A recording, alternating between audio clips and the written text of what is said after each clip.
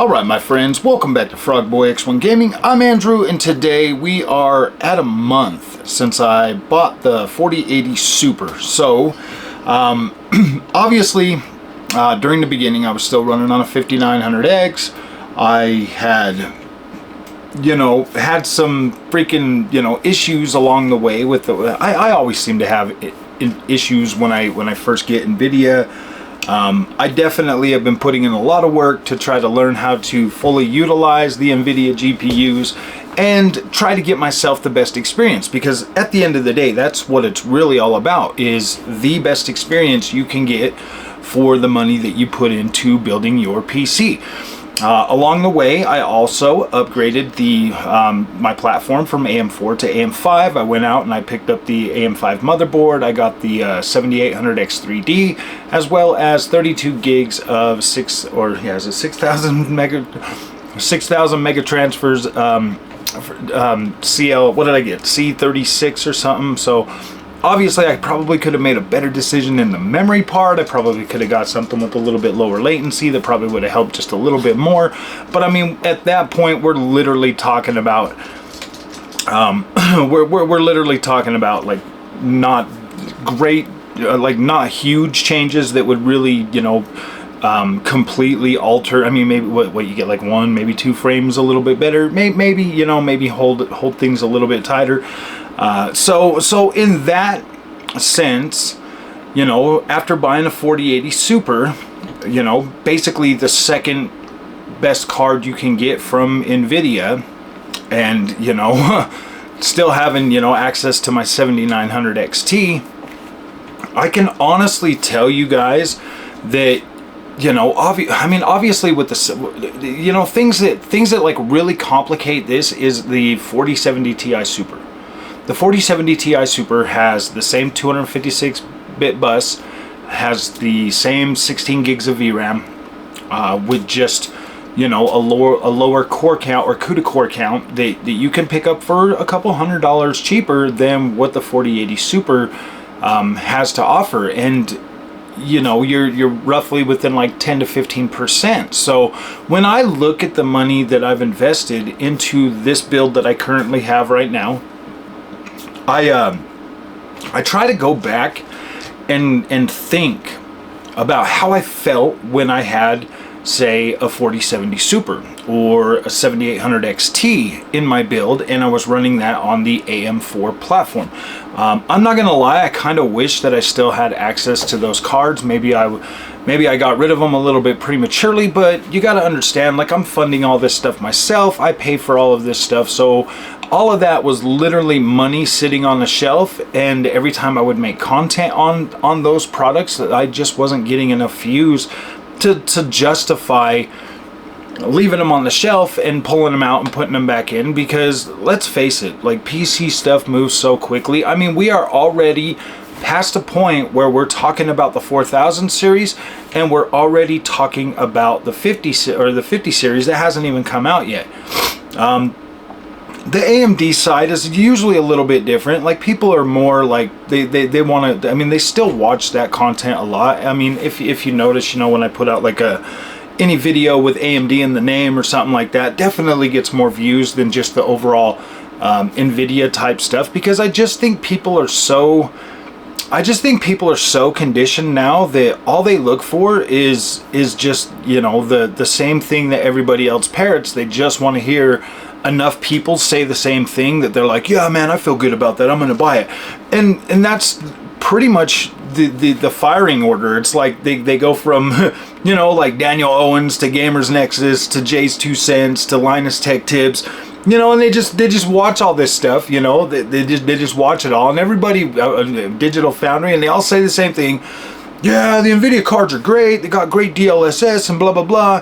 Dang, that dang price is so high. And then you're like, oh, well, I guess it doesn't matter, I mean, by the time you've heard every single one of them say, yeah, these cards are great, DLSS, ray tracing, all of that stuff, you're pretty much at the point where you're like, oh man, should I just bite the bullet and buy these, or should I look for a cheaper option? Like, what should I do? And then you just end up making your decision. Like, that's exactly what happens every single time we see the exact same uplift from every generation to another. I mean, obviously I've only been doing this since the 30 series, but I've already caught on. I kind of understand what's going on, and if you want to literally be on the bleeding edge, you do pay for that product. Now, the biggest thing that's going to set the 4080 Super apart from anything else in the product stack, and I have tested this in my own editing software, is the work production, obviously. So if you are running a YouTube channel or you are using it for work, then yes,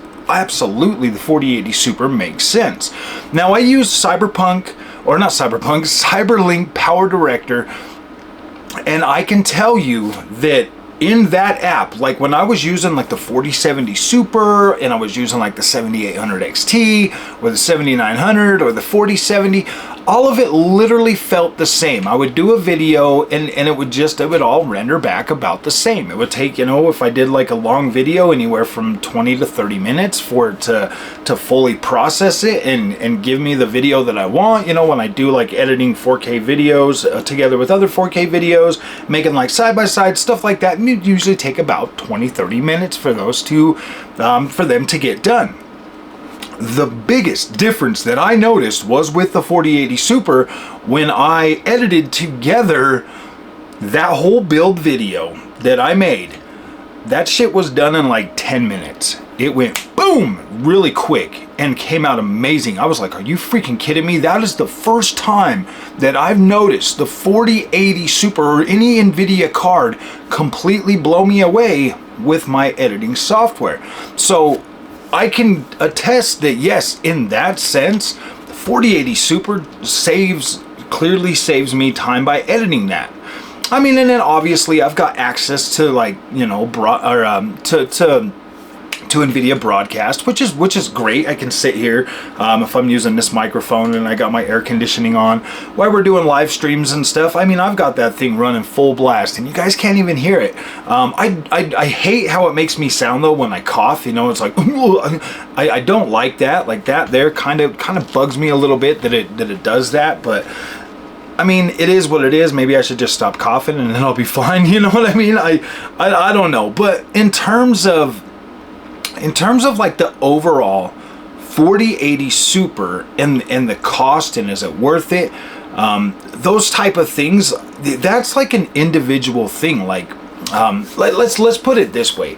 We obviously know that like the 50 series is coming probably by the end of the year. We obviously know that AMD is going to be putting out new GPUs as well. The rumors have it that the AMD GPUs are not even going to try to compete with NVIDIA high-end, and sometimes I kind of feel like maybe that doesn't matter as much. I mean, me as I do love AMD. Like I love AMD. I love their operating system. I love the user experience. I love the different feature set that AMD has. It's really easy to figure out, and I really like that. I feel like I get the most out of my AMD cards with little effort, whereas with NVIDIA it definitely takes a little bit more, and you got to look at things, and you have to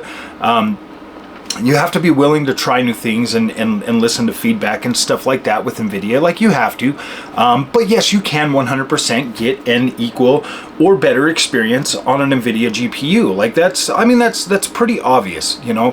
But I do think that AMD, at least in the same weight class. I mean, if you look at it this way, you got the 4080 Super, you got a 7900 XTX. Obviously, these cards are right around the same price. You get significantly more VRAM with the 7900 XTX, which in turn, you know, theoretically should potentially last you longer and, you know, potentially give you a little bit better uplift when you are utilizing, you know, like when you're doing like heavy VRAM intensive stuff. Like that should be the case. And I've watched the AMD stack since I got it, you know, actually get better, you know, like age, like with fine wine or whatever. And I mean, I know that shouldn't be the case, and you shouldn't have to, and you shouldn't buy a product thinking that like, oh yeah, this is going to get better. But for some people, knowing that they invest in a product and it will get better over the lifespan versus, you know, less performant over the lifespan, or however you would look at that. You know, obviously, if you buy something with 16 gigs of VRAM or 12 gigs of VRAM and you start getting newer games, and then pretty soon you have to start cutting back your settings, stuff like that, then one could argue that you're losing performance over time, as with, you know, as opposed to gaining, you know, performance or gaining longevity out of the other side. So yes, both of those do matter, and both of them are 100% valid reasoning for buying one or the other. With NVIDIA, you get all your stuff up front. With AMD, you get better stuff over time. Like it continues to evolve and get better throughout the lifespan of that product. So those are both good things to take into consideration. They absolutely are. I mean, I love AMD and I love NVIDIA. I think they are both incredible. Let's just put it this way. Like, my only option before was PlayStation 5 or Xbox Series X. Now I have a lot better tech that I get to play around with and experience. So when I look at the last month experience that I've had with the 4080 Super, and I'm not gonna drag on about that stuff, but I'm not taking them videos down because I want people to see that. I want people to see the evolution of how I come to, you know, how I learn things, how I see things, you know, what things kind of aggravated me, how things have changed. This is a rolling process. Like, this is a rolling, you know, process of somebody coming from consoles, getting into the PC space, and having the resources to be able to, like, actually try out multiple different things. You know, as it sits right now, I do try them out, and then, you know, like I said earlier, I'm not gonna just leave the stuff sitting on my shelf anymore, because I do want to just be able to reconvert that back into resources that I can, you know, redistribute back into the channel, and that helps us grow a lot more. But the overall experience from the 4080 Super, I thought it was good at first when I still had a 5900X. I don't think that if you have a 5900X or something, I don't necessarily think that you have to upgrade. Yes, you are leaving performance on the table, and I've noticed it more with open world games and racing games, and those are two types of games that I play a lot. The 7800X 3D is actually providing significantly better 1% lows and overall, you know, a higher sustained frame rate while playing those games. There's less jitter, there's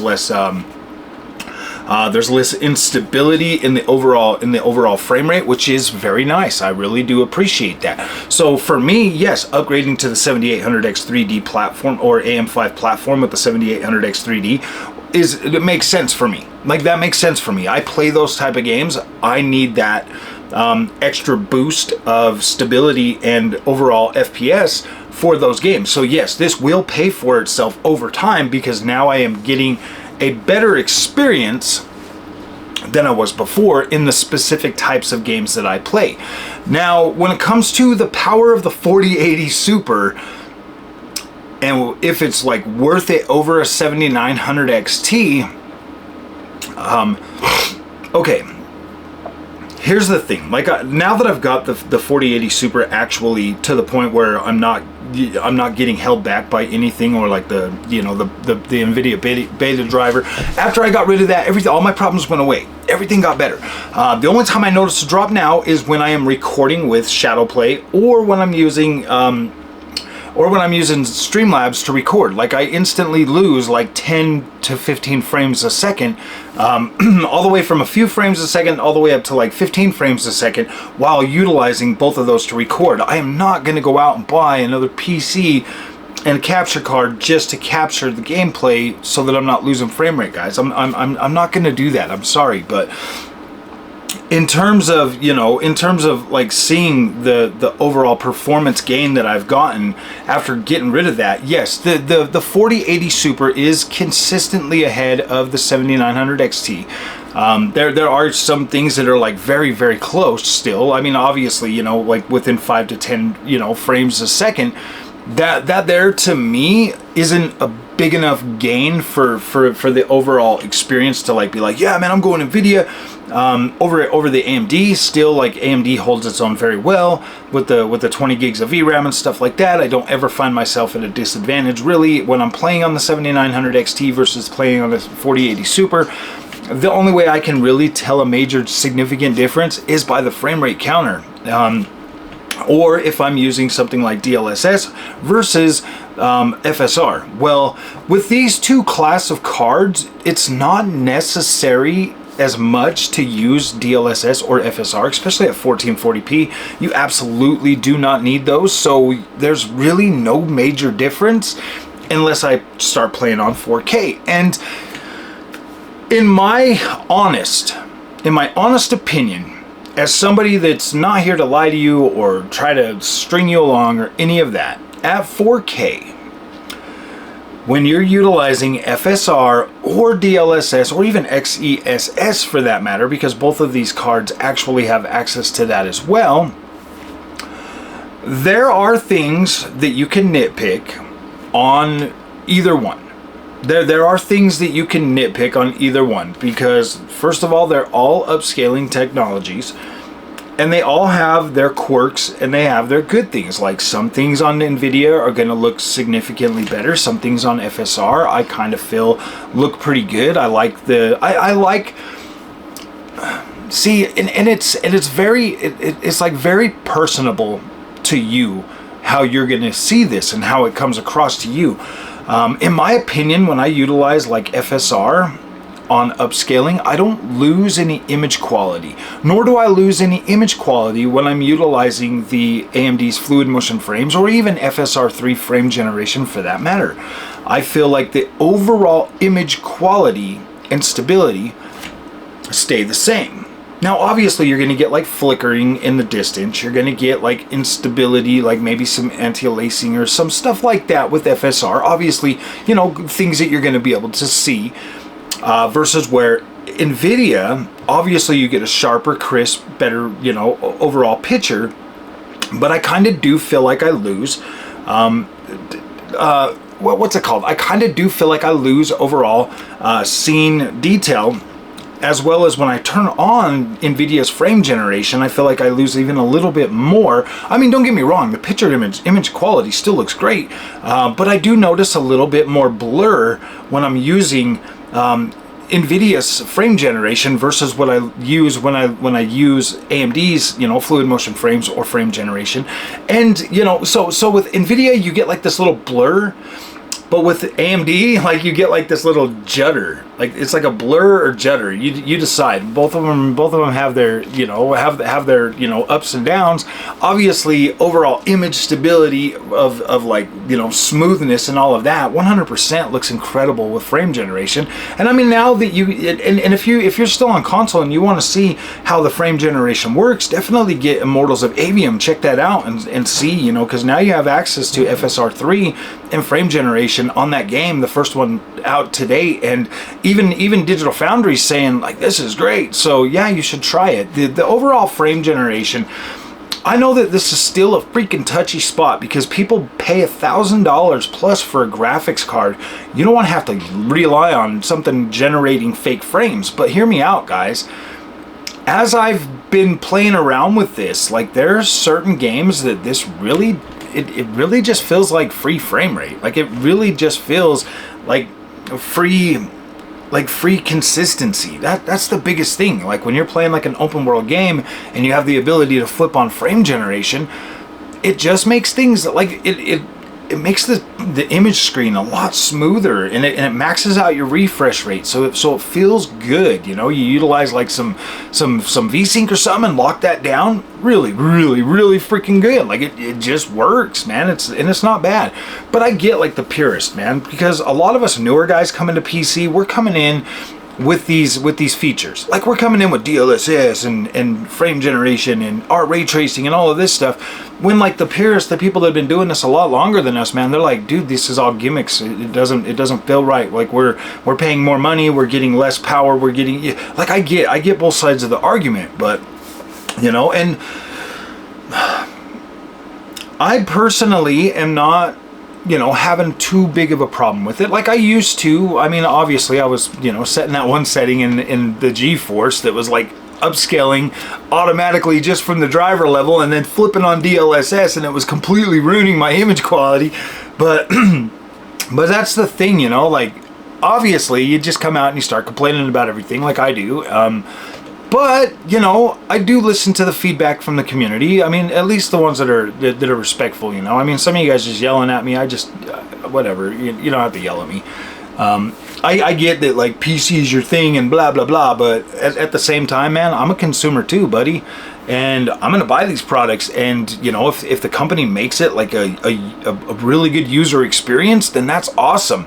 But when they don't, when you have to look for things and you have to watch tons of YouTube videos just to learn how to use their freaking product, yeah, dude, that kind of sucks, man. I never had to do that with AMD, bro. I would just use it, and it was pretty easy to figure out. And I was like, dude, this is cool. With NVIDIA, you get a good experience, but yeah, dude, you're gonna have to like put in some effort to really learn, which isn't a bad thing. Like, that's not a bad thing, but when you're like busy, man, like when you're trying to, like, you know, do all of this stuff, and I can't use this excuse forever, I get that, but yeah, man, like I'm starting a new channel, I'm working a full-time job, I got a family to raise and stuff, like sitting there trying to figure out NVIDIA, because everybody told me NVIDIA is the best, you need it, so I got it, and then I'm like, gosh dang, dude, this just sucks. I don't have time to sit and figure all this out. I gotta do this, I gotta do that. But now that I've actually, you know, gotten the time, and, you know, now that I'm a carnivore and I have plenty of energy, it's a lot easier to like to figure some of this stuff out now, and to like put forth the effort to learning this. So yeah, guys, 4080 Super, definitely, in my experience, I mean, only time is gonna tell for real, but I mean, if you're sitting on the fence over a 4080 Super or 7900 XTX or something like that, with the fear of new models coming out in the next, you know, like within the next few months, you gotta look at it this way. I personally think 4080 Super, 7900 XT, 7900 XTX, 4090 of course, 4070 Super Ti, or 4070 Ti Super, 4070 Super, 7800X, XT, all of these cards, 7900 GRE, all of these cards are still going to be relevant throughout the rest of this console generation. They all pretty much have enough VRAM, aside from like the 4070 Super. They all pretty much have enough VRAM to match the specs of the consoles. They all have, you know, enough compute power to get you a solid 1440p experience.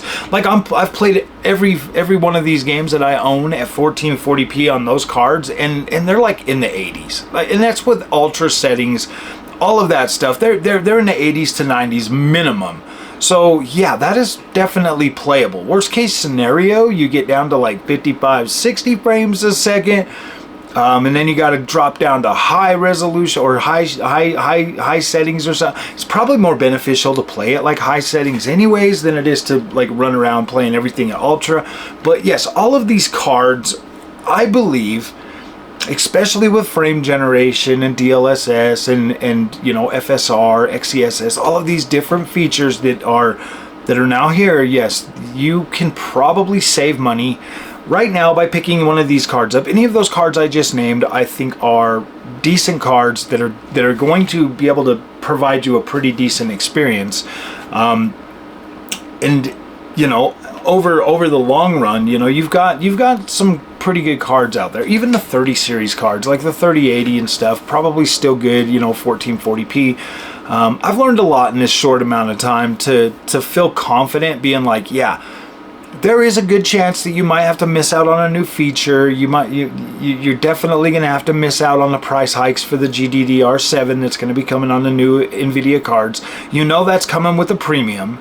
Like, you already know that. So if you've got access to get 4080 Super or 7900 XT at a discount, or the 4080 Super at like MSRP of $999, or even a 4070 Super or 4070 Ti Super, you know, 7900 GRE, I think those are all very, very good cards. I think that you can 100% build a platform, a PC, and enjoy that for a long time to come. I'm happy with the 4080 Super. I'm happy with the 7900 XT. I think they're both incredibly good cards. So, yeah, I hate to go against the wisdom of wait, keep waiting, wait.